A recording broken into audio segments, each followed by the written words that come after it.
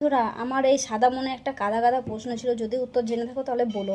এই social media না থাকলে হয়তো আমি দেখতেও পেতাম না, জানতেও পারতাম না। যে ছেলে লজ্জা পেত কাউকে কথা বলতে, গুছিয়ে দুটো কথা বলতে জানতো না, তারা এখন সোশ্যাল মিডিয়ায় এসে কুমোর দুলে কি সুন্দর নাচানাচি করছে। সেই নাচ সত্যি বিশ্বাস কর, জীবনটা যে রয়েছে এই সার্থক হয়ে গেছে দেখে।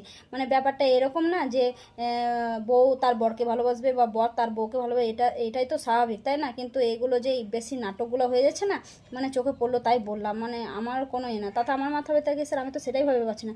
মাথা ব্যথা না আমার না, মানে আমার মোবাইলে কাঁচ ভেঙে গেলেও আমার মাথা ব্যথা হয় না। তাহলে লোকের সংসার ভাঙলো থাকলো সেটা দেখে আমার কী যায় আসে।